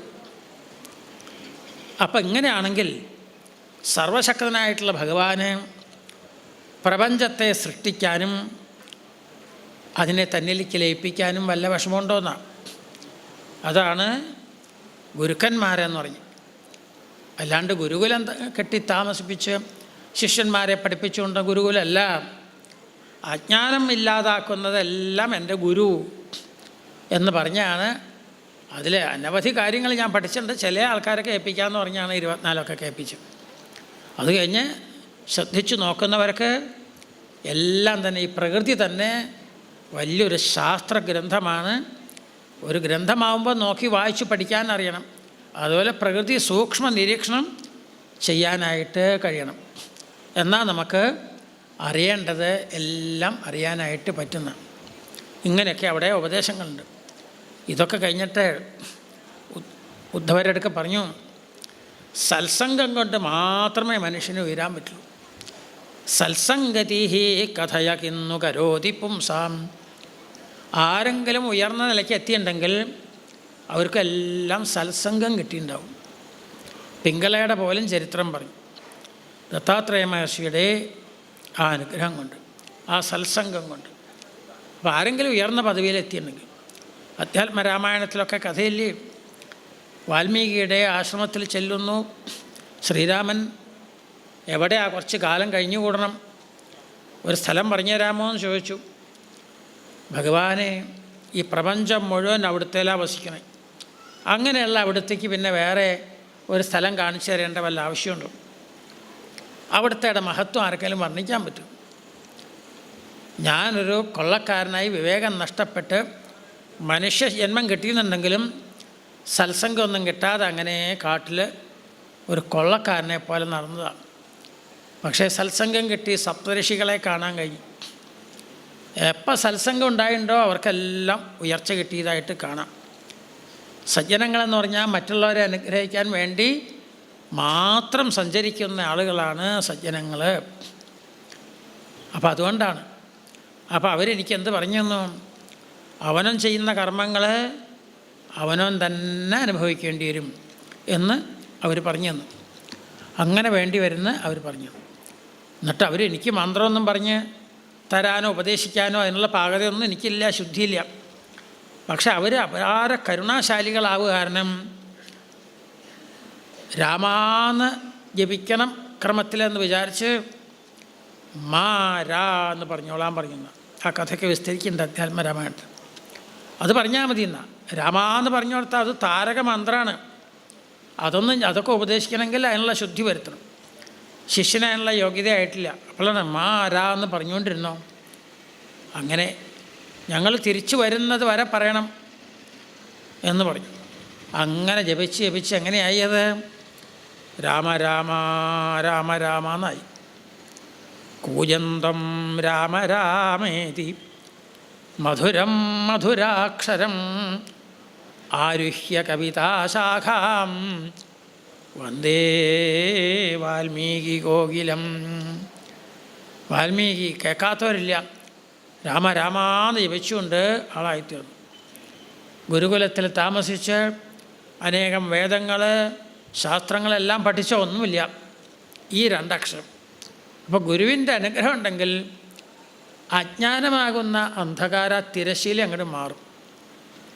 അജ്ഞാനമാകുന്ന ആവരണം അങ്ങോട്ട് മാറും. എന്നാൽ ജ്ഞാനം പ്രകാശിക്കും. എല്ലാം ഉള്ളിലുണ്ട്. സർവ്വവേദങ്ങളും ശാസ്ത്രങ്ങളെല്ലാം മനുഷ്യർക്കുണ്ട്. പക്ഷേ അത് ഈശ്വര സാക്ഷാത്കാരത്തിനുള്ള കഴിവ് പോലും മനുഷ്യനുണ്ടെന്നാണ്. സൃഷ്ട്വാ പുരാണി വിവിധാന്യജയ ആത്മശക്രിയ വൃക്ഷാൻ സരീസൃപ പശുൻ ഖഗദംശമത്സ്യാൻ തൈസ്തൈരതുഷ്ടഹൃദയ പുരുഷം വിധായ ബ്രഹ്മാവലോകധിഷണം മുദമാപദേവാഹ. സൃഷ്ടികർത്താവ് പല തരത്തിലുള്ള 84 ലക്ഷം എന്നൊക്കെ പറയും. അത്രയും സൃഷ്ടി നടത്തിയിട്ടൊന്നും തൃപ്തി വന്നില്ല. കൃതാർത്ഥനായത് മനുഷ്യനെ സൃഷ്ടിച്ചപ്പോഴാണ്. വിശേഷ ബുദ്ധിയുണ്ട്, ശാസ്ത്രങ്ങൾ പഠിക്കാൻ പറ്റും, ഈശ്വര സാക്ഷാത്കാരം പോലും നേടാൻ ഈ ജീവിക്ക് കഴിയും. മറ്റ് 84 ലക്ഷത്തിൽ മനുഷ്യനൊഴിച്ച് മറ്റൊരു ജീവിക്കും, കടലിലുള്ളതാണെങ്കിലും കരയിലുള്ളതാണെങ്കിലും എന്തെല്ലാം യോഗ്യതയുണ്ടെങ്കിലും ശാസ്ത്രം പഠിക്കാനോ ഈശ്വരനെ അറിയാനോ ഒന്നും അവന് കഴിവില്ല. മനുഷ്യന് അതിന് കഴിവുണ്ട്. അപ്പോഴാണ് സന്തോഷമായത്, തൻ്റെ പ്രവൃത്തികളൊക്കെ സഫലമായി. അപ്പോൾ ക്രമത്തിൽ മറ്റ് കർമ്മഫലങ്ങളൊക്കെ അനുഭവിക്കാനായിട്ട് പക്ഷിമൃഗാദികളുടെ ശരീരമെടുത്ത് ആ പുണ്യപാപങ്ങളൊക്കെ എല്ലാം തീരുമ്പോൾ അല്പമായിട്ടുള്ള പുണ്യപാപങ്ങൾ മാത്രം ഇരിക്കുമ്പോൾ മനുഷ്യന്മ അങ്ങോട്ട് കൊടുക്കും. മനുഷ്യന്മ എന്ന് പറഞ്ഞാൽ ഭഗവാനോട് ഏറ്റവും അടുത്തു. ഇനിയൊരല്പം പരിശ്രമിച്ചാൽ അങ്ങോട്ട് ഭഗവത് പാദത്തിലെത്താൻ പറ്റും. അതേവരെ പല ശരീരമെടുത്ത് ചുറ്റിത്തിരിയാം. അതാണ് സംസാരം എന്ന് പറഞ്ഞ്. സംസരതി ഇതി സംസാര. ഒരു ശരീരമെടുത്തു, അതോപേക്ഷിച്ചു, വേറെ ശരീരം എടുത്തു, അതോപേക്ഷിച്ചു, ഇങ്ങനെ പോകുന്നു. അപ്പം അതുകൊണ്ട് ആ സത്സംഗം കിട്ടുമ്പോൾ മനുഷ്യന് ഉടനെ തന്നെ എത്താൻ പറ്റും. മനുഷ്യന് പാകത വരുമ്പോൾ, മനസ്സിൻ്റെ ശുദ്ധി വരുമ്പോൾ, പിന്നെ ഗുരുവിനെ അങ്ങോട്ട് ചെന്ന് കാണാൻ പറ്റും, ചിലപ്പോൾ എവിടെയാണെന്ന് അറിയാൻ പറ്റും. അതല്ലെങ്കിൽ ഗുരുനാഥൻ നമ്മുടെ മുമ്പിൽ പ്രത്യക്ഷമാവും. അവർ പാകത വരണമെന്ന് മാത്രം. മനസ്സിന് ആ പാകത വന്നാൽ ഗുരു ഒക്കെ ഇങ്ങോട്ട് എത്തിച്ചേരും. അതല്ലെങ്കിൽ ഗുരു എവിടെയായിരിക്കണമെന്ന് എത്ര ദൂരത്തിലാണെങ്കിലും അതറിയാനായിട്ട് പറ്റും. കാലടിയിൽ നിന്ന് പുറപ്പെട്ട് നർമ്മദാ തീരത്തിലെത്തി ആ ഗുഹയിലിരിക്കുന്ന ഗോവിന്ദ ഭഗവത്പാദരെ കാണേണ്ടായി ശങ്കരാചാര്യർ. എത്ര ദൂരത്തിലാണ്. തനിക്കാ വേണ്ട വേദത്തിൻ്റെ മുഴുവൻ സാരം പറഞ്ഞു തരാനുള്ള മഹാത്മാവ് അവിടെയായിരിക്കണമെന്ന് അറിയാനായിട്ട് പറ്റി. അങ്ങനെ ദൂരത്തിൽ ചിലപ്പോൾ ചെന്ന ആളുകൾ ചെല്ലും. അതല്ലെങ്കിലോ ചിലപ്പോൾ ചില സന്ദർഭത്തിൽ ശിഷ്യൻ്റെ അടുക്കെ ഗുരുനാഥൻ പ്രത്യക്ഷമാവും മുമ്പിൽ, എന്നിട്ട് വേണ്ടത് പറഞ്ഞു കൊടുക്കും. അപ്പോൾ അതിന് മനസ്സിന് ആ പാകത വരണമെന്നേ ഉള്ളൂ എന്നാണ്. അതാണ് വലിയ വലിയ ശാസ്ത്രങ്ങളും ഇതൊന്നും പഠിക്കാതെ തന്നെ വാൽമീകിക്ക് ശരിയായിട്ടുള്ള ജ്ഞാനം ഉദിച്ചു എന്നാണ്. ആ രാമ രാമ എന്നുള്ള ആ മന്ത്രജപത്തിൽ കൂടെ ഓരോരുത്തരും ഓരോ തരത്തിലുള്ള സാധനകളാണ് ചെയ്യണേ. ഉയർന്ന പദവിയിൽ മനുഷ്യൻ എത്തിച്ചേരുന്നു. ഇതാണ് ആ മനുഷ്യൻ സൃഷ്ടിയുടെ പ്രത്യേകത. അത് പാഴാക്കല്ലേ എന്നാണ് എപ്പോഴും ആചാര്യന്മാർ പറഞ്ഞത്. ജന്തൂനാം നരജന്മ ദുർലഭം. ഭാഗവത്തിലും പറയണു, ആചാര്യസ്വാമികൾ പറയണു, എല്ലാവർക്കും അത് പറയാനുണ്ട്. മനുഷ്യന്മത്തിൻ്റെ ആ വില മനസ്സിലാക്കി തരും പറഞ്ഞ്. ഒരു നിമിഷം പോലും പാഴാക്കരുതെന്ന് ആ ഒരു ബോധം നമുക്കുണ്ടാക്കി തീർക്കും. അതാണ് ആചാര്യന്മാരുടെ വലിയ പ്രത്യേകത. ഏകാദശസ്കന്ധം മുഴുവൻ വേദത്തിലെ ആ ജ്ഞാനകാണ്ഡത്തെക്കുറിച്ച് പറഞ്ഞുകൊണ്ട് ഇങ്ങനെ ഗുരുക്കന്മാരെ ഉപദേശിച്ചു. അവസാനം പറഞ്ഞു, സത്സംഗം കൊണ്ട് മാത്രം മനുഷ്യന് ശ്രേയസ്സുണ്ടാവും.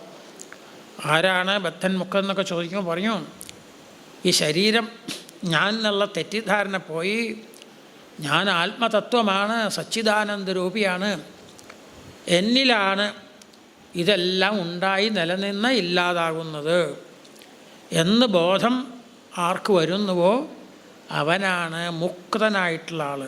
തെറ്റിദ്ധാരണയിൽ നിന്ന് മോചനം നേടിയിട്ടുള്ള ആൾ, അതാണ് മുക്തൻ എന്നൊക്കെ പറഞ്ഞു. ശരീരധർമ്മങ്ങളൊക്കെ തൻ്റെന്ന് തെറ്റിദ്ധരിച്ചുകൊണ്ടിരിക്കുന്ന ആളാണ് ബദ്ധന്മാരായിട്ടുള്ള ആളുകൾ എന്നൊക്കെ ക്രമത്തിൽ അവിടെ ഉപദേശിച്ചു കൊടുക്കുന്നുണ്ട്. അത് കഴിഞ്ഞാണ് സത്സംഗം പറഞ്ഞ് എത്രയോ ഉദാഹരണം. പ്രഹ്ലാദന് അസുരബാലനാണെങ്കിലും ഉയർന്ന പദവിയിലെത്താൻ കഴിഞ്ഞത് നാരദ മഹർഷിയെ ഗുരുവായിട്ട് കിട്ടിയതുകൊണ്ടാണ്. ആ ഗുരുവിൻ്റെ അനുഗ്രഹം കൊണ്ട്. ധ്രുവന് ഉയർന്ന പദവിയിലെത്താൻ കഴിഞ്ഞത് മുഴുവൻ ഒരു ദ്വാദശാക്ഷരി ഗുരുവിനെ കാണാനും ഗുരുമുഖത്തുനിന്ന് പഠിക്കാനും കഴിഞ്ഞു. എത്രയോ മന്ത്രങ്ങളൊന്നും വേണ്ട സാധകന് ഗുരുവിൻ്റെ അനുഗ്രഹം ഉണ്ടെങ്കിൽ. 4 വേദങ്ങളും വേദാംഗങ്ങളും മറ്റ് ഗ്രന്ഥങ്ങളൊന്നും പഠിക്കേണ്ട ആവശ്യമില്ല, ഗുരുവിൻ്റെ അനുഗ്രഹം ഉണ്ടെങ്കിലാണ്. അതിന് ഉദാഹരണമാണ് ഓം നമോ ഭഗവതേ വാസുദേവായ. ഓം നമോ ഭഗവതേ വാസുദേവായ. ഓം നമോ ഭഗവതേ വാസുദേവായ. ഈ 12 അക്ഷരം കൊണ്ട് ഈശ്വര സാക്ഷാത്കാരം കിട്ടി. അമ്മേനെ അത് തന്നെയാണ് പറഞ്ഞു കൊടുത്തത്. ആ സുനീതി പറഞ്ഞ് സുനീതിയുടെ വാക്ക് കേട്ട് മനസ്സ് വല്ലാതെ വിഷമായി. അമ്മയുടെ ആ സുനീതി പറഞ്ഞു കൊടുത്തു. എല്ലാം വാക്കുകൊണ്ട് വല്ലാതെ ആ സുരുചി വിഷമിപ്പിച്ചപ്പോൾ സുനീതി ദേവി പറഞ്ഞു, ആൾക്കാർ പലതും പറയും, അതിൽ വേണ്ടത് മാത്രം സ്വീകരിക്കലാണ് നല്ല ആളുകളുടെ ലക്ഷണം. പാലും വെള്ളവും കൂട്ടി വച്ചു കൊടുത്താൽ പാല് മാത്രം സ്വീകരിക്കും. അതാണ് ഹംസങ്ങളുടെ ഒരു കഴിവ്. ഇതുപോലെ പലരും പലതും പറഞ്ഞിട്ടുണ്ടെങ്കിലും അതിൽ നമുക്ക് വേണ്ടത് മാത്രം സ്വീകരിക്കുക. എന്തെല്ലാം പറഞ്ഞാലും സുരുചി എന്തെല്ലാം പറഞ്ഞാലും നിനക്ക് എൻ്റെ മടിയിൽ കയറിയിരിക്കണമെങ്കിൽ, രാജാവിൻ്റെ മടിയിൽ കയറിയിരിക്കണമെങ്കിൽ ഭഗവാന്റെ അനുഗ്രഹം വേണം. ഇനിയത്തെ ജന്മം എൻ്റെ പുത്രനായിട്ട് ജനിച്ചാലേ പറ്റുള്ളൂ എന്ന് പറയും. അതായത് ഈ ജന്മത്തിൽ പറ്റില്ല എന്ന്. അതിന് വേണമെങ്കിൽ ഭഗവാനെ ഭജിച്ച് എൻ്റെ പുത്രനായിട്ട് ജനിച്ചോ എന്നാണ് പറയും. ഭഗവാനെ ഭജിച്ചോളാനല്ലേ പറഞ്ഞത്? അത് മാത്രം എടുത്താൽ മതി. വേറെ എന്തെല്ലാമോ വേണ്ടാത്ത പറഞ്ഞു, നമ്മളതൊന്നും സ്വീകരിക്കണ്ട. വേണ്ടത് മാത്രം. പുഷ്പേഭ്യൈവ ഷഡ്പദ, പൂക്കളിൽ നിന്ന് തേൻ മാത്രം ഒരല്പമായിട്ടെടുക്കും. അതുപോലെ പലരും പലതും പറഞ്ഞാൽ അത് വിവേചിച്ച് അതിൽ നിന്ന് നല്ലത് മാത്രം എടുക്കാൻ പഠിക്കണം. അതുകൊണ്ട് ഭഗവാനെ ഭജിക്കാനല്ലേ ചെറിയമ്മയും പറഞ്ഞത്? ഭഗവാനെ ഭജിച്ചോളാൻ പറയും. അങ്ങനെയാണ്. അപ്പോൾ അമ്മയുടെ അനുഗ്രഹം കിട്ടി. അങ്ങനെ ഗുരുനാഥൻ്റെ അനുഗ്രഹം. നാരദ മഹർഷി ഇങ്ങോട്ട് വരികയുണ്ടായത്. അങ്ങോട്ട് അന്വേഷിച്ച് പോകേണ്ടി വന്നില്ല. എന്നാൽ തപസ്സിനെന്ന് പറഞ്ഞു പോയി. അപ്പോഴാണ് നാരദ മഹർഷി പ്രത്യക്ഷപ്പെട്ടു. പരീക്ഷിച്ച് നോക്കിയപ്പോഴാണ് ധ്രുവനാണെന്ന് മനസ്സിലായെന്നാണ്. ധ്രുവൻ എന്ന് പറഞ്ഞാൽ നല്ല നിശ്ചയദാർഢ്യമുള്ളവൻ. ഇവിടെ തപസ് ചെയ്യും, ഞാൻ ഈശ്വരനെ സാക്ഷാത്കരിക്കും, അതിന് വേണ്ടിയിട്ടാണ് പോകുന്നത്. ആ ഒരു ദൃഢനിശ്ചയത്തിൽ നിന്ന് മാറാത്ത ആൾ. അത് പരീക്ഷിച്ച് നോക്കി മാറുമെന്ന്. തിരിച്ചു പൊക്കോളൂ, അച്ഛൻ്റെ മടിയിലൊക്കെ ഞാൻ കൊണ്ട് കയറ്റിയിരുത്താമെന്നൊക്കെ. അപ്പോൾ പറഞ്ഞു, നാരദാദി മഹർഷിമാർ ഗുരുക്കന്മാർ ഈശ്വരൻ്റെ അടുക്കലേക്കുള്ള വഴി പറഞ്ഞു കൊടുക്കുമെന്ന് പറഞ്ഞിട്ട് ഈശ്വരനെ കാണാൻ പോകുമ്പോൾ എന്നോട് എന്താ തിരിച്ചു പോകാൻ പറയണത് എന്ന് പറഞ്ഞപ്പോഴാണ് ധ്രുവൻ തന്നെയാണ്. പൂജിക്കേണ്ട വിധികളൊക്കെ പറഞ്ഞു കൊടുത്തു. ഭഗവാന്റെ സുന്ദരമായ രൂപം കാണണ്ടേ ഉണ്ണിക്ക്? അതിന് ഒരു മന്ത്രം പറഞ്ഞു തരാമെന്നാണ്. എത്രയാ മന്ത്രങ്ങൾ! സകല സാത്വത പരിവൃഢനികര കരകമലകുട്മളോബലാളിത ചരണാരവിന്ദയുഗള പരമ പരമേഷ്ഠിൻ നമസ്തേ എന്നൊക്കെ ഭാഗവത്തിൽ മന്ത്രങ്ങളുണ്ട്. ഇങ്ങനത്തെയൊക്കെ ചെല്ലാൻ പറ്റുമോ 5 വയസ്സായ കുട്ടിക്ക്? എത്രണ്ട് അക്ഷരങ്ങൾ കൂടുന്നോ അത്രയും നമുക്ക് ജപിക്കാൻ വിഷമമാണ്. എത്രയും അക്ഷരങ്ങൾ കുറഞ്ഞിരിക്കുന്നോ അത്രയും നമുക്ക് ശ്രദ്ധ കിട്ടാനൊക്കെ എളുപ്പമാണ്.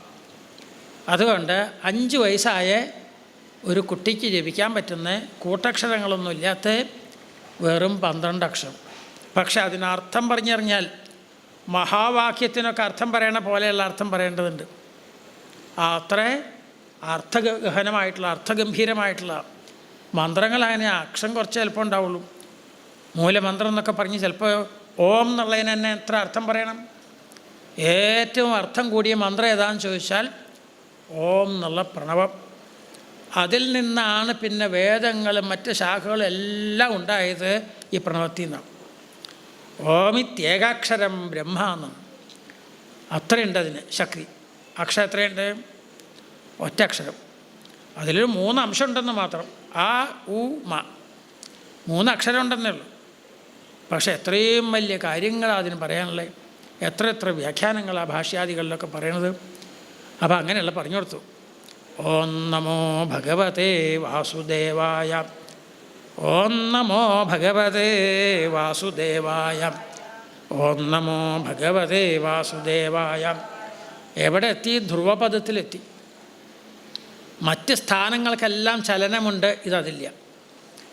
മാത്രാസമം ധ്രുവപദേ മുദിതോയമാസ്തേ എന്ന് പറഞ്ഞുകൊണ്ടാണ് നാരായണീയത്തിൽ ആ ദശകം. ഇങ്ങനെ അത്ര ഉയർന്ന പദവിയിൽ എവിടെ 6 മാസം കൊണ്ട് എത്തിച്ചേർന്നു. യോഗീശ്വരന്മാർ പോലും പ്രദക്ഷിണം വച്ചുകൊണ്ടുള്ള സ്ഥലമാണ് ഈ ഭക്തനെ. അങ്ങനെയുള്ള ഒരു ഉയർന്ന പദവിയിലെത്തി. ഇതാണ് ഗുരുവിൻ്റെ അനുഗ്രഹം ഉണ്ടെങ്കിൽ, അമ്മയുടെ അനുഗ്രഹം ഉണ്ടെങ്കിൽ, സജ്ജനങ്ങളുടെ അനുഗ്രഹം ഉണ്ടെങ്കിൽ ചിന്തിക്കാൻ പോലും പറ്റാത്ത അത്രയും ഉയർന്ന പദവിയിൽ മനുഷ്യന് എത്തിച്ചേരാനായിട്ട് പറ്റും. ഇതാണ് ഗുരുവിൻ്റെ അപാര മഹിമ. അതുകൊണ്ടാണ് പറഞ്ഞത്, ഭഗവാന് അവിടുത്തെ അനുഗ്രഹം ഉണ്ടെങ്കിൽ ആരാ ഗുരുവല്ലാത്തത്? ആ ഗുരുവിനെ കിട്ടണം, നമുക്കറിവ് വേണമെന്ന് ഒരു സദാ ചിന്ത വന്നാൽ ഗുരുനാഥൻ വന്നോളും. നമുക്ക് എന്താണോ ഹിതമായിട്ടുള്ളത് നമുക്ക് പറഞ്ഞു തന്നോളും. ഇതാണ് ഗുരുവിൻ്റെ അനുഗ്രഹം. ഇവിടെ ഭഗവാൻ തന്നെയാണ് ഗുരു. വസുക്കളിലെ ഒരാളായിരുന്നു ഈ ഉദ്ധവർ. പൂർവ്വജന്മത്തിലെ കുറേ കാലം ഭഗവാനെ സേവിച്ചിട്ടുണ്ട്. അതുകൊണ്ട് എന്തുണ്ട്? കൗമാര ആചരേൽ പ്രാജ്ഞോ ധർമാൻ ഭാഗവതാനിഹ. പ്രഹ്ലാദൻ്റെ വലിയോപദേശം. കുട്ടിക്കാലത്ത് തന്നെ തിറങ്ങിക്കൊള്ളൂട്ടോ ഭഗവാനെ ഭജിക്കാനാ. പിന്നെ എന്ന് പറഞ്ഞാൽ എന്നാ പറ്റാ പറയാൻ പറ്റില്ല. കൗമാര ആചരേൽ പ്രാജ്ഞോ ധർമാൻ ഭാഗവതാനിഹ. ഇത് സ്വായത്തമായി ഉദ്ധവർക്ക് ജനിക്കുമ്പോൾ തന്നെ, അതാണ് 5 വയസ്സായിട്ടിരിക്കുമ്പോൾ പ്രാതൽ കഴിക്കാൻ അമ്മ വിളിച്ച സമയത്ത് ഞാൻ പൂജ കഴിച്ചുകൊണ്ടിരിക്കുകയല്ലേ അമ്മയെ, പൂജ കഴിഞ്ഞിട്ട് വരാമെന്ന്. പ്രാതരാശായ യാചിതാഹ തന്നൈച്ഛദ്രചയൻ യസ്യ സപര്യാം ബാലലീലയാം എന്നൊക്കെ ഉദ്ധവരെക്കുറിച്ച് പറയുമ്പോൾ വർണ്ണിക്കുന്നുണ്ട് 3-ാം സ്കന്ധം തുടക്കം തന്നെ. അപ്പം അങ്ങനെയൊക്കെയുള്ള ആൾ വസുക്കളിൽ ഒരാളായിരുന്നു.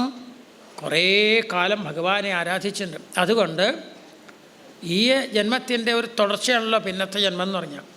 ഇപ്പം നമ്മളൊരു സൽക്കർമ്മം ചെയ്തുകൊണ്ട് അങ്ങനെ ഇരിക്കുകയാണെങ്കിൽ അതിന് പറ്റിയൊരു ജന്മം വീണ്ടും കിട്ടും. ദുഷ്കർമ്മമാണെങ്കിൽ അതിന് പറ്റിയതാവും. അങ്ങനെയാണ് ഒരു ജന്മത്തിൻ്റെ തുടർച്ചയാണ് പിന്നത്തെ. അപ്പം അങ്ങനെ പൂർവ്വജന്മം കൊണ്ട് എന്തായി, 5 വയസ്സിൽ തന്നെ പഞ്ചഹായനോ മാത്ര, 5 വയസ്സിലെന്ന് പറഞ്ഞു. അന്ന് തുടങ്ങിയിട്ടാണ് കൃഷ്ണഭക്തി. എത്രയോ കാലം കഴിഞ്ഞു ആ ഭക്തി ഇങ്ങനെ കൂടുതലായിട്ട് വർദ്ധിച്ചു വന്നിട്ടേ ഉള്ളൂ. അങ്ങനെയുള്ള ആളാണ്. അങ്ങനെയുള്ള ആൾക്ക് ഭഗവാൻ ഈ രൂപം മറയ്ക്കുക എന്ന് പറഞ്ഞാൽ ജ്ഞാനം കൊണ്ട് എല്ലാത്തിലും കാണാം. ബൃഹസ്പതി ശിഷ്യനാണ്, എല്ലാം ഉണ്ട്. പക്ഷേ ഈ മാംസചക്ഷുസ്സുകൾക്ക് ഇനി കാണാൻ പറ്റില്ലല്ലോ എന്നാണ് ഉദ്ധവർക്ക് വല്ലാതെ വിഷമമുണ്ടായത്. അങ്ങനെയാണ് എന്നെ കൊണ്ടുപോകണമെന്നൊക്കെ പറഞ്ഞ് പ്രാർത്ഥിച്ച് എല്ലാ ദിക്കിലും ഭഗവാനെ നോക്കിയാൽ കാണാൻ വേണ്ടി. അങ്ങനെയാണ് ഭഗവാന്റെ എല്ലാ ഉപദേശം 23 അധ്യായങ്ങൾ. ഗീതോപദേശത്തിൽ 18 അധ്യായം. അത് ഉപനിഷത്താവുക കാരണം ആ ഉപനിഷത്ത് രീതിയിൽ പറഞ്ഞു. ഇത് പുരാണമാവുക കാരണം ആ രീതിയിൽ കുറേയും കൂടിയും കാര്യങ്ങൾ വിസ്തരിച്ച് ഭക്തിക്ക് പ്രാധാന്യം കൊടുത്തുകൊണ്ട് 3 മാർഗമുണ്ടെങ്കിലും ആ ഭക്തി മാർഗമാണ് ഏറ്റവും നല്ലത്. ജ്ഞാനമാർഗം അതികഠിനം, കർമ്മമാർഗം അത്യായാസകരാണി കർമ്മപടലാനി, അതും വിഷമം. അതുകൊണ്ട് ഭക്തിയാണ് എല്ലാവർക്കും സ്വീകരിക്കാൻ പറ്റിയ മാർഗം. നാരദാദി ഋഷീശ്വരന്മാർ പോലും ആ ഭക്തിമാർഗം സ്വീകരിച്ചുകൊണ്ട് ഭഗവൻ നാമങ്ങൾ ജപിച്ചുകൊണ്ട് നടക്കണമെന്നാണ്. അപ്പോൾ അങ്ങനെയുള്ള ഉപദേശങ്ങൾ ഭഗവാൻ നേരിട്ട് കൊടുക്കൊണ്ട് എവിടെ നോക്കിയാലും ആ ഭഗവാനെ കാണാനുള്ളത്. ആ ഉപദേശവാക്യങ്ങളാണ് നമ്മൾ കേട്ടുകൊണ്ടിരിക്കുന്നത്. തുടർന്നും നമുക്കതൊക്കെ ഓരോ സന്ദർഭത്തിലായിട്ട് നമുക്ക് കേൾക്കാം എന്ന് പറഞ്ഞുകൊണ്ട് അനുസ്മരിച്ചുകൊണ്ട് ഇവിടെ ഈ പുണ്യമുഹൂർത്തത്തിൽ ഈ വലിയ സത്രം ഇത്രയും ഭക്തന്മാർ പങ്കെടുത്ത് ഇങ്ങനെയൊക്കെയുള്ള ഒരു നിമിഷം പോലും പുണ്യസ്ഥലത്തെത്താനും ഒരു വാക്യം പോലും നല്ലത് ഹിതമായിട്ടുള്ളത് കേൾക്കാനും കഴിഞ്ഞാൽ വലിയ സുഹൃതമാവാം. അപ്പോൾ ജന്മാന്തര പുണ്യം കൊണ്ട് ഇവിടെ വന്നിരിക്കുന്നു ഭാഗവതത്തിൻ്റെ മുമ്പിലത്തെ. ജന്മാന്തരേ ഭവേൽ പുണ്യം തഥാ ഭാഗവതം ലഭയെന്ന്. അങ്ങനെ വന്നു ചേർന്ന് നമ്മൾ കേട്ടുകൊണ്ടിരിക്കണം. ഇനി അതെല്ലാം നമുക്ക് ബാക്കിയുള്ള സമയങ്ങളിലും, നാളെ സമർപ്പണം വരെയാണ്. അതുകൊണ്ട് ഇനി ഏതാനും മണിക്കൂറുകളേ ഉള്ളൂ. അതുകൊണ്ട് വളരെ ശ്രദ്ധാഭക്തിയോടുകൂടി എല്ലാം നമുക്ക് ഗ്രഹിക്കാനായിട്ട് നോക്കാം. യഥാശക്തി യഥാബുദ്ധി ഗ്രഹിക്കാം. അതുകൊണ്ട് തന്നെ നമുക്കെല്ലാം ഭഗവാന്റെ അനുഗ്രഹം ഉണ്ടാവും എന്ന് അനുസ്മരിച്ചുകൊണ്ട്, ഗുരുക്കന്മാരെയൊക്കെ അനുസ്മരിച്ചുകൊണ്ട് ഈ വാക്കുകൾ പുഷ്പാഞ്ജലി പോലെ ഭഗവത് പാദത്തിൽ സമർപ്പിക്കുകയാണ്. എല്ലാവർക്കും എല്ലാ മംഗളം വരട്ടെ എന്ന് പ്രാർത്ഥിക്കുന്നു. സർവേ ഭവന്തു സുഖിനഃ, സർവേ സന്തു നിരാമയാഃ, സർവേ ഭദ്രാണി പശ്യന്തു, മാ കശ്ചിത് ദുഃഖഭാഗ് ഭവേത്. ഓം ശാന്തി ശാന്തി ശാന്തി. ശ്രീകൃഷ്ണാർപ്പണമസ്തു. അഖില ഭാരത ശ്രീമദ്